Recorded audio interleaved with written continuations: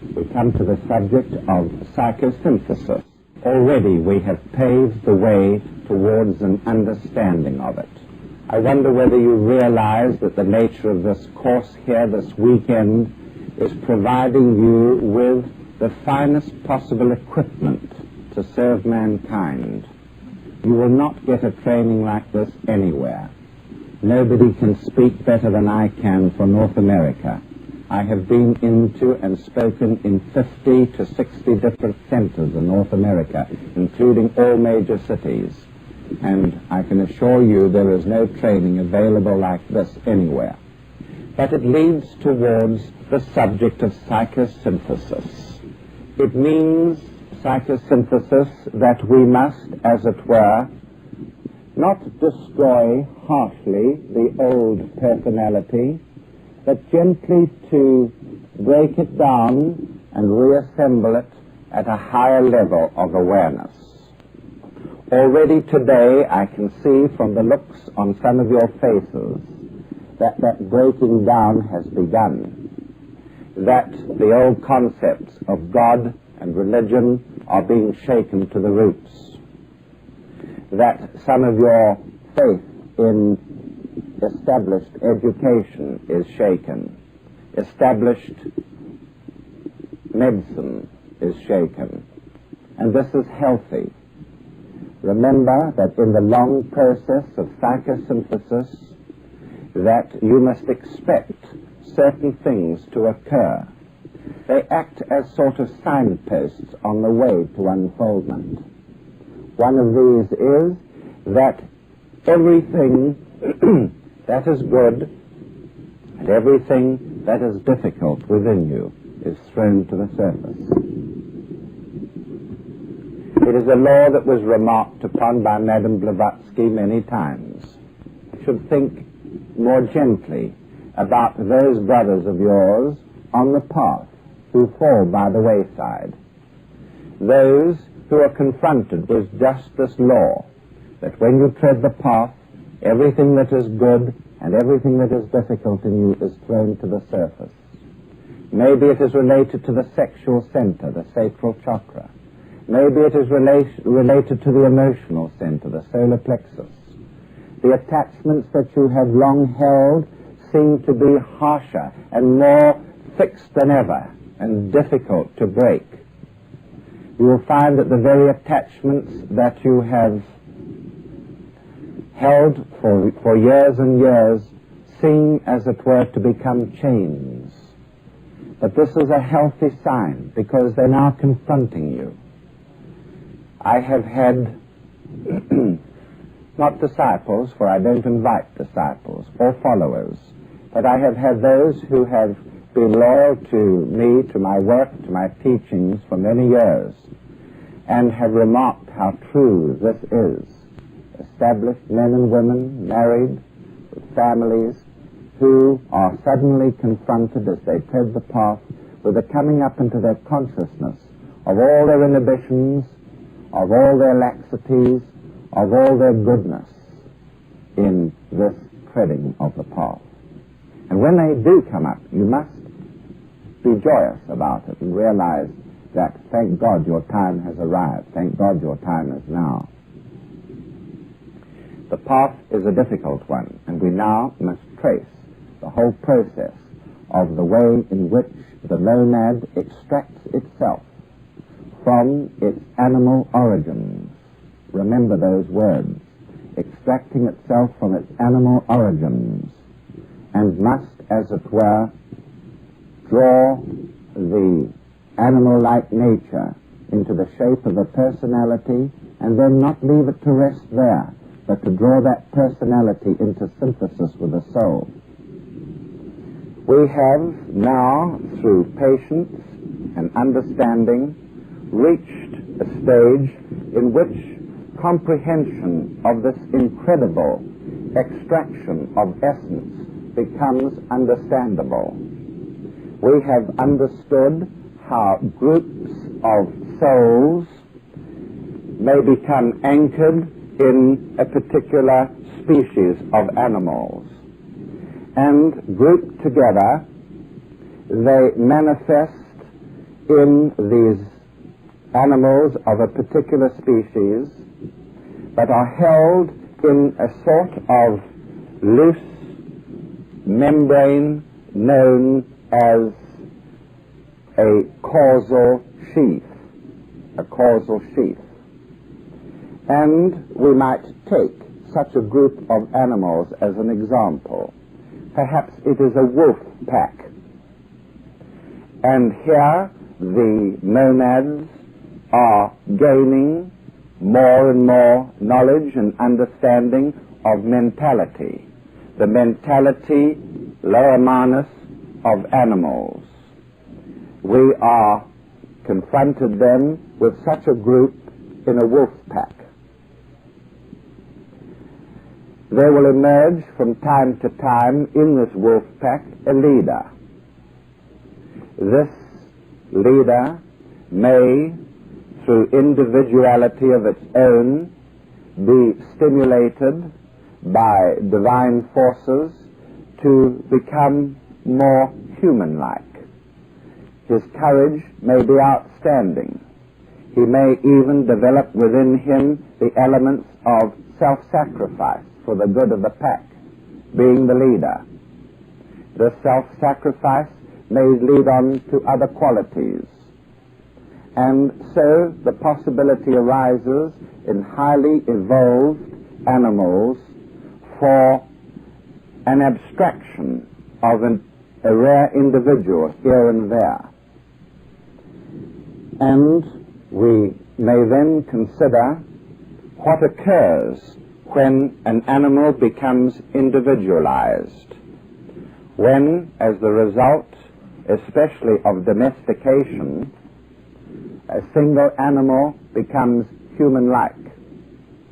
Let us take, for instance, the possibility that one of such a wolf pack is badly wounded, perhaps as a cub, and is taken into the shelter of some hamlet, and there is presented with humanizing influences, is taught to eat from the fingers of its master, is taught to respect the wishes of the homestead until he is well.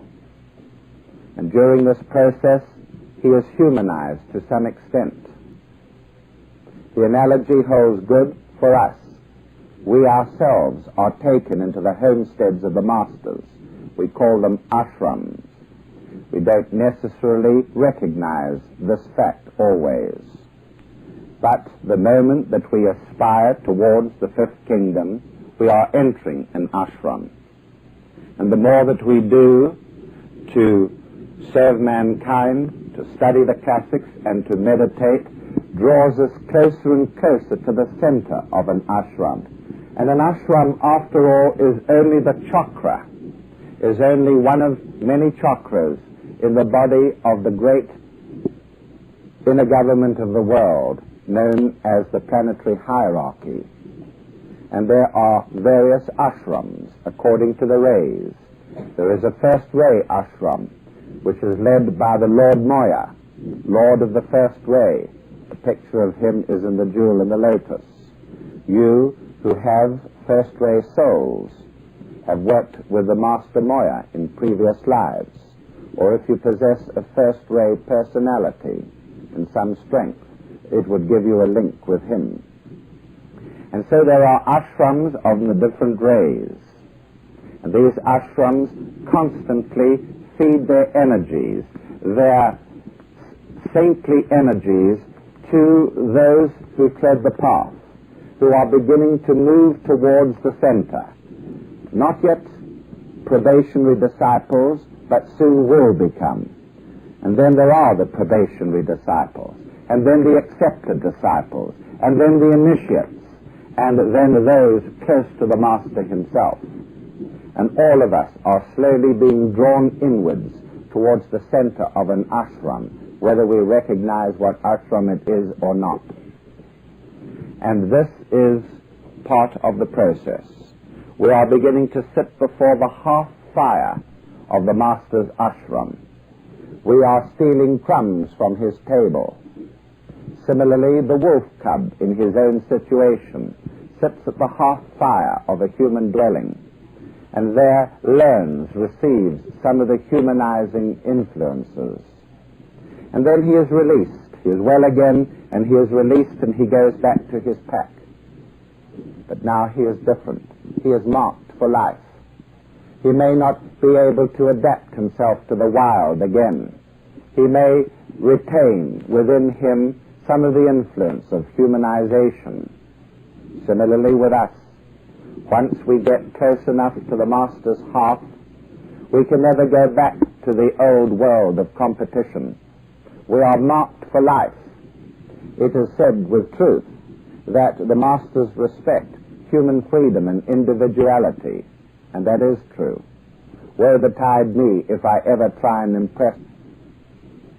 Free will exists in a sense, but once you have known the glories of that fire, you will never want ever to be deprived of it.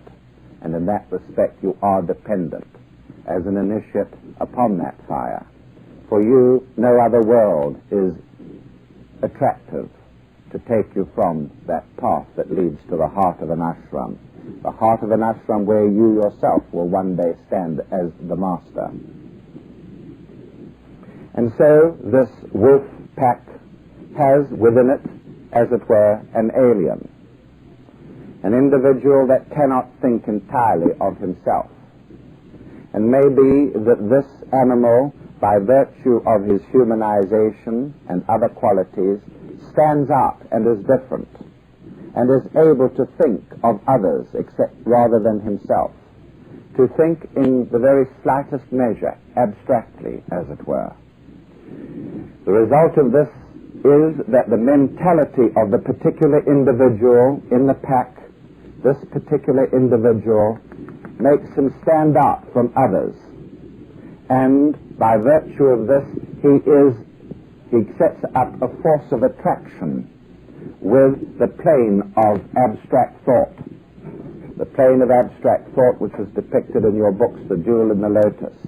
He is on the mental plane. Like all animals, he has mentality. But because of the power of his thought, because of his individuality and separateness from the rest of the herd, because of his humanization, he begins to evoke a response from the plane of abstract thought. And then, by analogy, an extraordinary event occurs. It is as if a whirlpool, a torrent, a vortex, a whirlwind, I should say, a whirlwind descends from the world of abstract thought, the plane of abstract thought, and catches up the mental permanent atom of this animal and ensheathes it with a causal body, and the material of the causal body comes from the sheath of the group soul. And I have described this in some detail in The Jewel and the Lotus. It's not an easy process to understand, but that animal is now, as it were, ensheathed by its own causal body, and no longer forms part of that group soul. It is now responsive to its own soul, which has waited through the eons for this great event to occur. Usually death will follow fairly quickly after this event. In the case of a domesticated animal, you can sometimes tell when that animal is ready for individualization, when it is so humanized that you know it could not exist as an animal in its own state for very much longer. It is humanized. And then, under such conditions, usually the animal will sicken, or by karmic circumstances may be knocked down by a car, and it is very quickly lost to you. I often used to have animals in my earlier days before I traveled so much, and I used to often say to them, for heaven's sake, don't get too close to me. I don't want to lose you. The moment you're individualized, you're finished and you're gone. And of course, we tend to do this. we tend to over-pamper animals tremendously. And mankind performs a great service in this respect. Countless numbers of animals have been raised very rapidly by forced association with human beings. They have been raised to the status of being eligible for individualization and the capacity to retain a soul of its own. However, the door from the animal kingdom into the human kingdom has been closed for a long time. Only a very few anthropoids are able, by the same process, to obtain a single soul and undergo individualization. When the soul next adopts a vehicle, it would be a human vehicle. The human being would be of the lowest possible order in terms of root race, and the human being would generally have to be in a tribal environment. This is one of the reasons why decimation of tribal peoples of the earth is a great karmic wrongdoing on the part of Western nations. The decimation of African tribes, South American tribes, Australian tribes, and so on, has been a sad sore blow at the evolutionary plans of the hierarchy. Crowds and crowds of young souls are waiting to incarnate into primitive bodies in a tribal state, but cannot do so. And under karmic law, these young souls, not having satisfactory vehicles available for them, are incarnating in bodies far too advanced for them, and cultures which are not primitive and tribal, and are unable to cope in such situations. This has produced a spurt in what we call delinquency, the inability and the unaccountable inability of young souls in perfectly good homes to grow up in the normal way, but to manifest delinquency and strange disorders of mind and emotion, especially emotion, in such an environment. It also forms the basis for the understanding of what the esoteric law is on the subject of abortion. And the subject of abortion is one that we will deal with under the heading of esoteric healing, because you will frequently be asked about this subject. And the truth lies in relation to what I have been saying, that where abortion is performed in primitive tribes, where young souls are pressing in great numbers for bodies, the decimation, the reduction of these tribes in number, whether they are murdered by explorers or capitalist, imperialist activities, or whether they are destroyed by birth control remedies, is no different. It is a great pity, a shame, that abortion in any form should be undertaken in such primitive peoples. At the other end of the spectrum, the same condition holds. There are said to be Buddhas galore awaiting incarnation, highly developed souls awaiting bodies of great sensitivity in cultural environments that can support them. It's time for you to start breaking down some of the ideas you've had that you earned your living, and therefore Johnny must earn his living in the way that you did. That young souls of a high order have got to live out the sort of existence that you did. It's just not true. Souls of a high order are coming into incarnation, and in our particular sort of environment, they should be able to thrive. However, we are having abortions today mounting to something like, 3/4 of a million a year? in America alone, the United States alone, the decimation, the reduction of vehicles, physical bodies, of babies, which could provide vehicles for some of these Buddhas awaiting incarnation. And abortion in the primitive tribes and in the most advanced civilizations are anathema to esoteric teachings. What the rule is with regard to groups, nations, races who constitute the mass of Orientals who are Atlantean in origin is the exact opposite of this, and you must sort it out for yourselves. So there is abortion and the problem of young souls. And here we have an animal who has, as it were, gained for himself the right to a soul of his own. In the next life, he incarnates in a primitive tribe, in a primitive body. And for him, the task is not difficult to be able to operate a primitive body, not much different from the animal structure that he has been used to.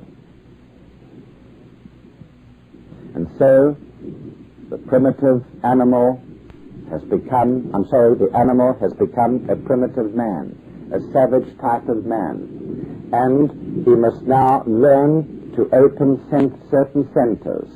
He must learn to, as it were, put together his mental body, his astral body, and his physical body into a personality. This would constitute the most primitive men on our planet today. But there are men far in advance of this. Let us take ourselves up to the average man, who is said to be a middle-class Chinese merchant, would be typical of average man in the world today. Average man has not only been able to integrate these three bodies to form a personality, but the personality has become radioactive. It has become capable of influencing the environment about it. And there may be in average man even the beginnings of rejection of the world, of the physical, the astral, and the mental. In such a case, there would be an increasing of the attachment of the personality to the hovering soul. Down this tiny link, there flows normally a thin stream of inspirational energy. Sometimes it contains Atma and gives the individual divine persistent will, depending on how he receives it and uses it in the world. Sometimes the flow of Buddhi may bring to him compassion for his fellow beings, so that the element of competition does not sound its note so strongly in this individual. Perhaps the aspect of humanism fills him and makes him seek to express himself in the world of art. Despite all this, the thread, the link, the antahkarana with the soul is very, very slender. It is only when man consciously decides to tread the path that he begins, under the science of meditation, to construct the antahkarana, to construct it, to enlarge it, to construct it out of filaments of etheric matter at the etheric level, of emotional substance of the highest order, of the first subplane of the astral, of mental substance of the highest order. And the whole process of psychosynthesis involves the construction of a bridgehead, an antahkarana, that brings man in closer and closer link, apposition with his soul. And all the time the soul's energies flow down into the personality. We must encourage this constantly within ourselves if we form part of this group of men treading the path. We have to live Atma, Buddhi and Manas in our lives. We have to demonstrate these qualities, and as we struggle to demonstrate them, we enlarge the antahkarana. If we manifest compassion for all living things, then Buddhi flows increasingly down into us. If we manifest divine persistent will in maintaining some aspect of truth, we stick to our principles, especially if we are first-ray souls. Second-ray souls will always bend a principle to save a life, but the first-ray soul seldom does. And so we have to practice these things. Compassion. We have to practice the opposite of separativeness to bring Buddhi down. Inclusiveness of all living beings, all humans, irrespective of color, class, creed, and sex. And it is this sort of practice, the practice of discrimination. We all of us have elements built into us of discrimination. The physical body has a whole mechanism for throwing off foreign invasion. We're invaded by bacteria and we develop an inflammatory response. The physical body can distinguish what is not self. And this occurs at all levels, at the astral level as well as the mental. We have mechanisms for discriminating between self and not self. It's done automatically through the lymphocytes in the physical body, guided by the thymus gland. And the thymus gland is related to the heart chakra, which is the center of discrimination. And this goes on at all levels, right up to the spiritual, the ability to discriminate the real from the unreal. At first, savage man on the path learns by trial and error that fire is hot and burns his fingers. He learns by trial and error. And then average man learns to distinguish between right and wrong. And then man on the path learns to distinguish between the real and the unreal. There is a whole mantra in connection with this.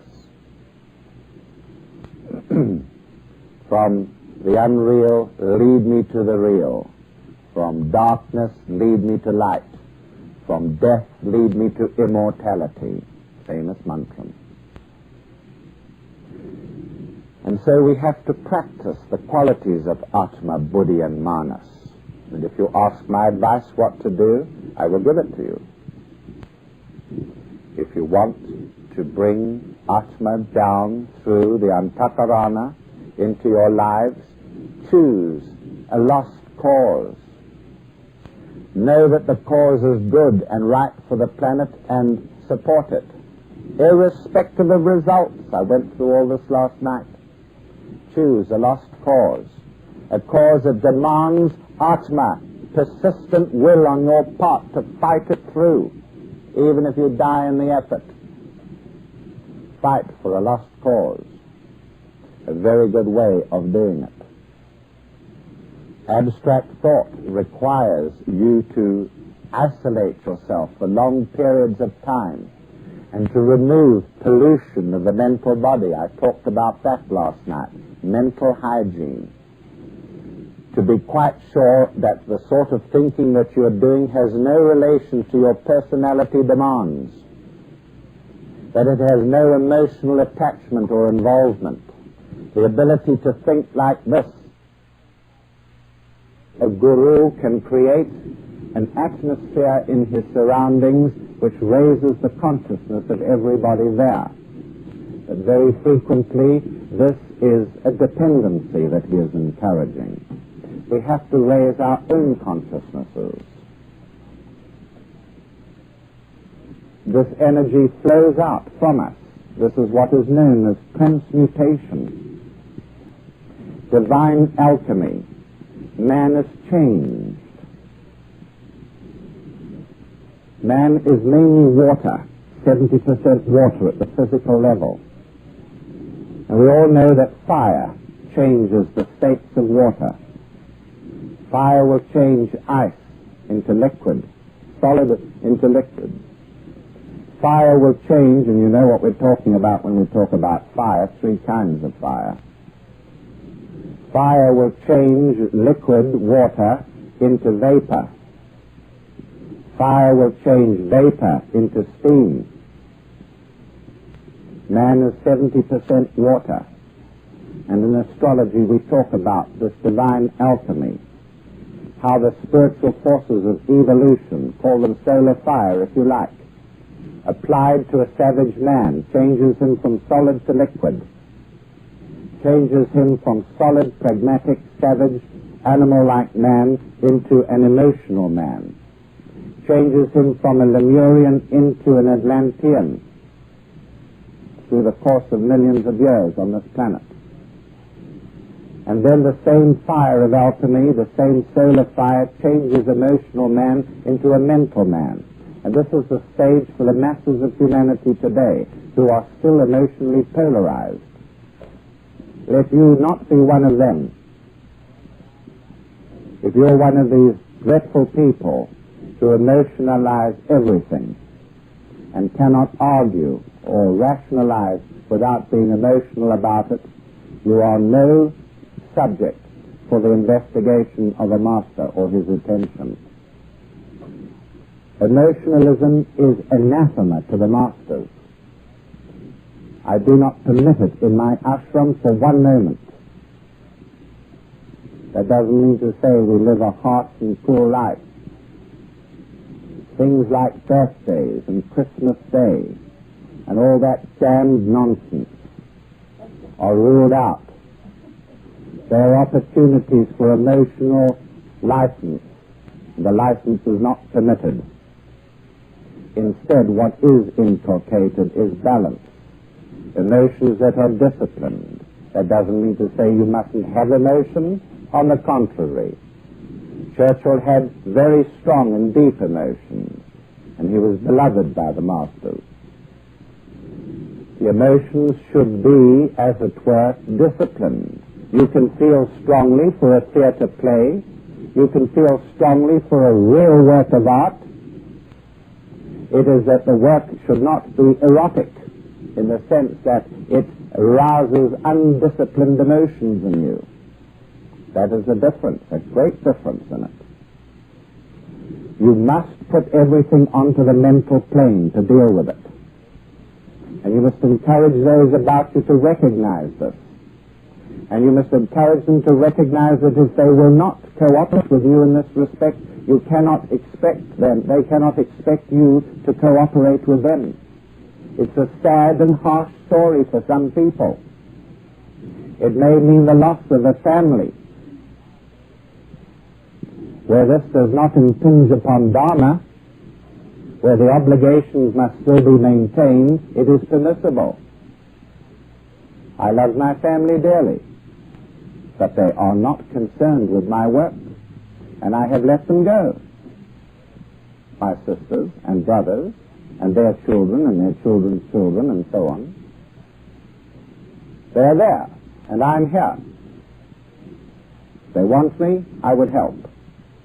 My real family are my younger brothers and sisters on the path. My real parents now are the masters. And this applies to you as well.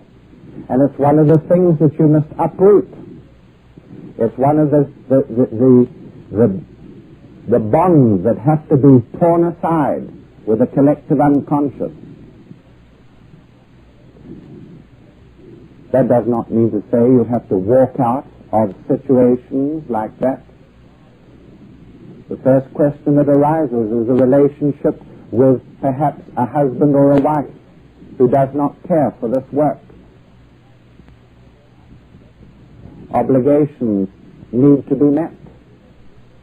What has to be done is this, that selfish attachment must be replaced with selflessness. Love, but ask no love back. It's a very hard thing to do. More than anything, emotional bonds must be broken. Emotional bonds must be replaced by something else. And this is the justification for it. To replace emotional bonds with something higher, for your good and for the good of the partner.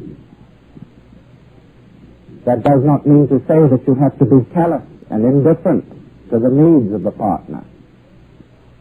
You should be more than ever considerate, so that he or she might even remark on the fact that you are more considerate, whilst you are all the time breaking the emotional attachment.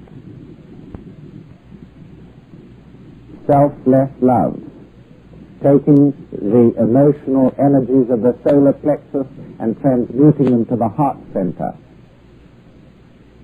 All these problems you will be confronted with in your counseling.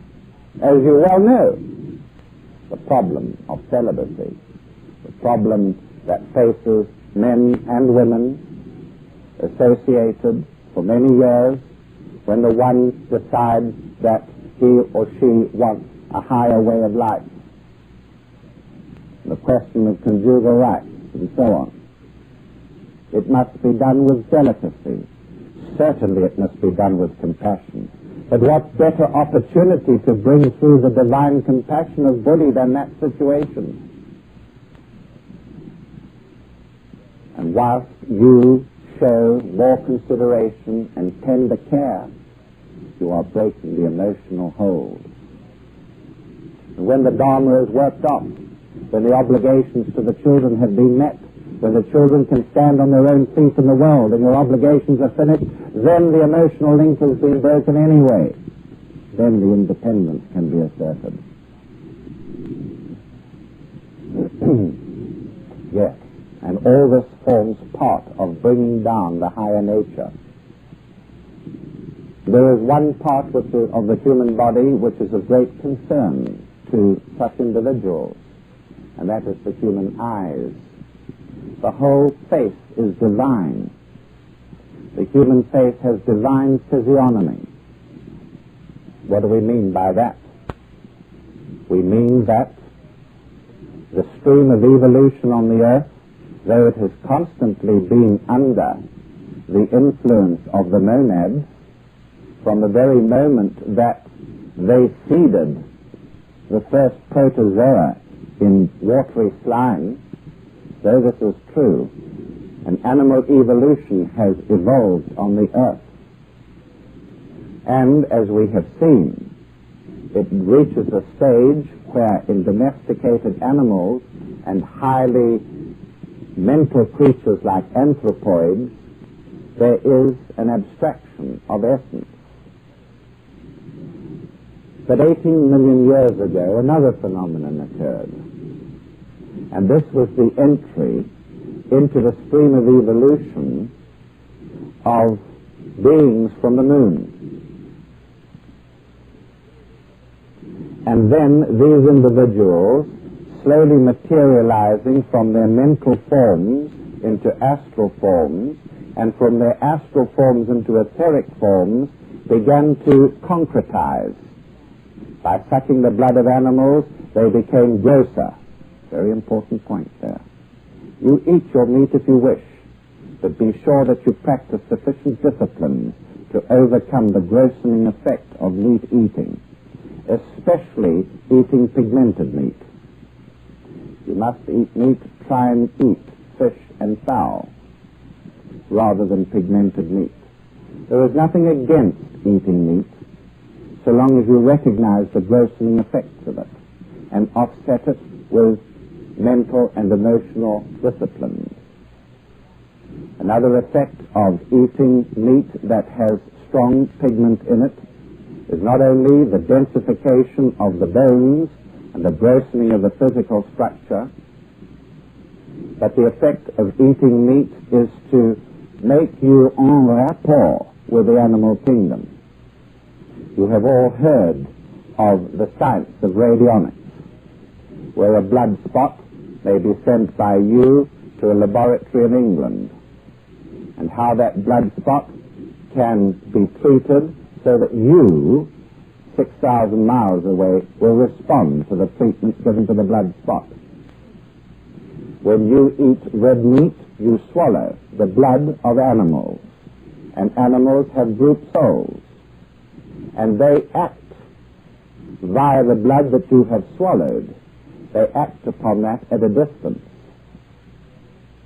and you act upon them. There is a degree of emotional pollution, especially at the solar plexus level.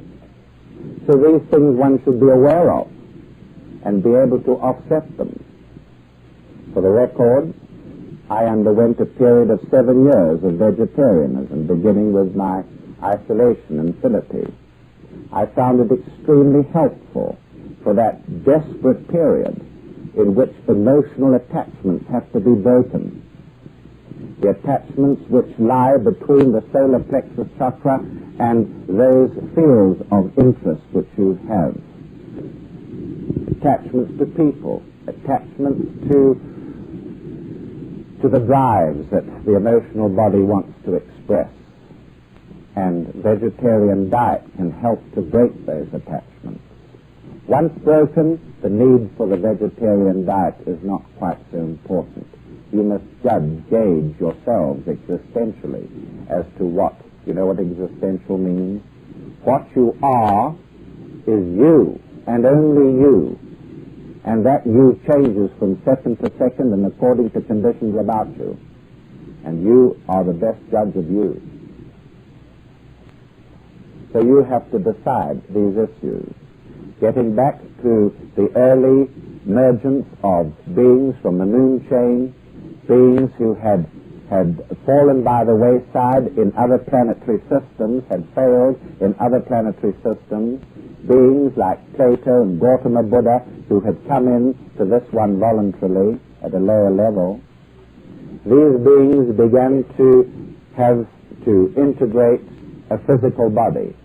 It was a very light and ethereal one to begin with, but grossed as the blood of animals was sucked. And then as the teeth formed under the grossening effect of blood drinking, the teeth were able to rip and tear the flesh of animals. And this grossened the human structure further. Eventually, a concretized, materialized human being appeared on the earth. And these beings were blended. Many of them refused at first to do it, though the laws of karma brought them into close contact again and again with the anthropoids. They refused to miscegenate. They would not blend themselves with the highest products of the anthropoid evolution on the earth. But eventually there was a mixturing and a miscegenation of materializing human beings and evolving anthropoids, the most mental of them. There was a blending of the two. And out of this there evolved the mankind as we know it today. We have to understand that the blending brought something of both streams. The long bones and the main structures of the body were retained from the anthropoids. Some lengthening of bone was caused by the merging of the higher forms from the moon chain. But man still retained his face. He retained his cranium, the contents of the cranium, and the face as far as the jaw. And still to this day, this part of humanity is formed in a special process and can be studied with a microscope and in what we call histology. You can see the bone forming in membrane rather than in cartilage. And it is as if animal man, the animal part of man was there and the divine part was there. And as materialization occurred, the two were brought together. And the divine face and the two collarbones, the clavicles, were put on to earth animal man. And the two were blended together. And so if Atma, Buddhi and Manas are to be expressed at all, anywhere, they will be through the divine parts of man. And where is the most divine part? the human face. And the most divine part of the human face are the human eyes. And through the human eyes there pours constantly an outflow of energy, which I think I mentioned last night, and how the Russians are making devices for measuring the output of energy from the human eyes. Years ago, a Dr. Oscar Brunner toured North America, and he had worked on a device, and there's one available at the Dallas Festival, Brunner's device for measuring the output of the human eyes. This energy that emerges from the human eyes is basically creative. In artists and people, like poets and sculptors, this energy blends and merges with the works of art created. And the Brunner device can measure in degrees biometric the output of energy still from a painting, a portrait, a manuscript created by an artist.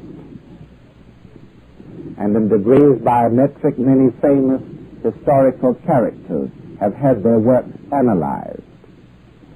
The greatest output of creative energy emanates still from the works of Leonardo da Vinci, with a reading, I think, in the neighborhood of about 750 degrees biometric. Many others, like Rubens and Gainsborough, painters, artists, sculptors, have been measured, going right down to 300 degrees biometric. It means then that Atma, Buddhi, and Manas, which are the source of all creative impulses in the field of art, flow out from the human eyes, and as the artist paints in pigment or sculptures, the energy of creativity is incorporated into the work that he is fashioning.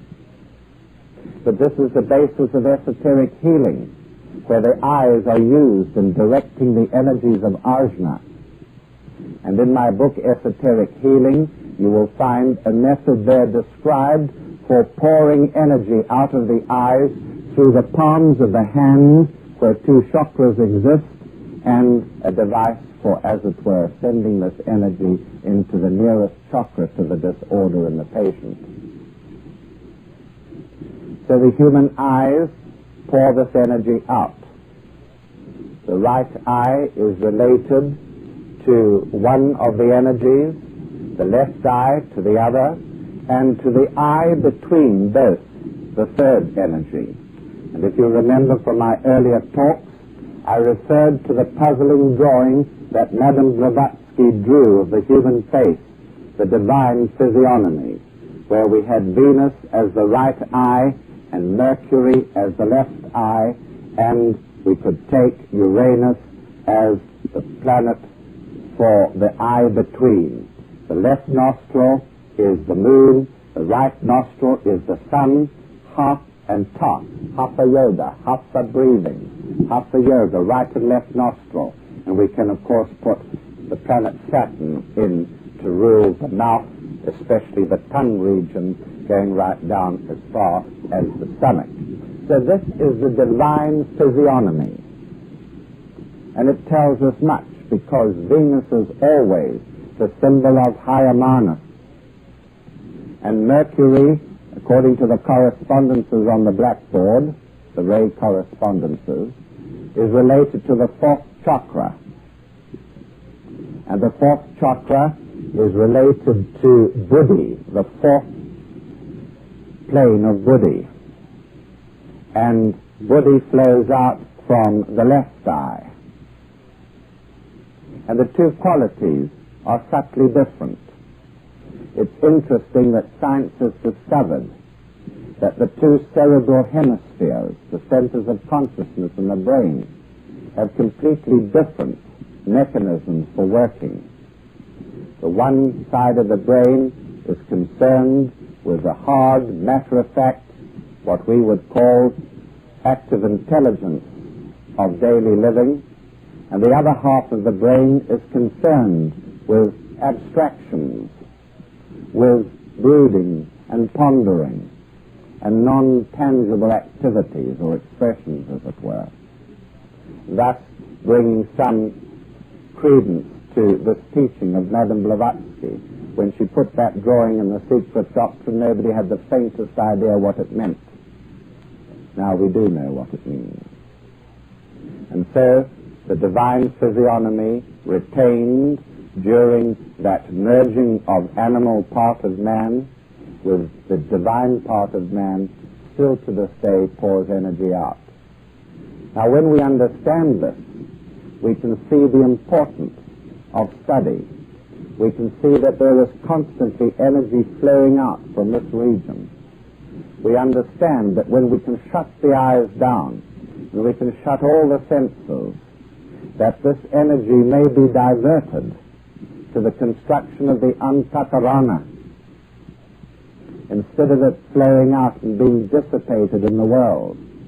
It can be used creatively in healing, and can be used in teaching. And if it is not used in these in the service of mankind, then as much as possible, as far as possible, it should not be wasted, dissipated. It should be retained. And the way to retain it is to tend to live lives of some isolation, the meditative way of life, brooding when you can, pondering over the mysteries of life that we have heard described here today. Then that energy is diverted towards the construction of the antahkarana. And so we see that despite everything, there are sound teachings which we can put into practice. The purpose of this course is to help you to integrate your personalities, primarily, to prepare you for service work, to prepare you for the gushes of energy that can come into you from the soul, as you slowly realign yourself, as you dedicate yourself to serve mankind. And with integration of personality, these energies pour into you, so that you wonder that you are able to deal with all the work you can.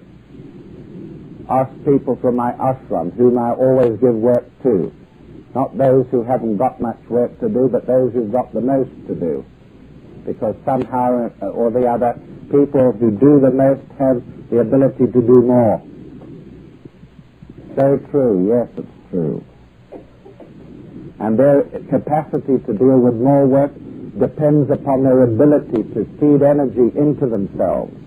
And the more that you express energy, the more energy will be put through you. People say to me, I don't know how you do it. Where does it come from? I shall walk out of this room in a quarter of an hour's time. I shall go to my own room, and there I shall continue to write volume 4 of the 7 Pillars of Ancient Wisdom, and send the manuscripts back to England for typesetting. And I shall do that way into the night. Where does the energy come from? The answer is very simple. I get rid of it. That's where the energy comes from. The ability to get rid of it, to express it creatively. Now, I couldn't tell you a greater truth than that. That the ability to express your energy, especially when it is expressed as the soul's purpose, will make available to you endless streams of energy in increasing quantities. But be sure that you can express it. Be sure that you can eliminate as well. I always, if you look at my book, Meditation, I always symbolize this with a drogue. In older days, we used to use a canvas sleeve for the mast and put it in airport to show the pilot which way the wind was blowing so that he could take off into the wind. And yet, he becomes a current of energy, wind if you like, to pass through him. And the more that it passes through him, the more filled out the drogue becomes and takes up its natural shape. You should be like that, expressing energy as fast as it comes into you, not blocking it up with inhibitions, not sewing it into little bags with the threads that you retain from the dogma of religion and education and preconceived ideas. When you can express this energy fully, you will constantly be supplied with it, and you will be unable to manifest dis-ease, for there is no dis-ease in the flow of the wind through the extended roads. Be extended for humanity, whether you serve humanity as an artist, or as a healer, or a teacher, or as a research worker, makes no difference at all. Express yourselves, and you have the divine elements within you to express yourselves.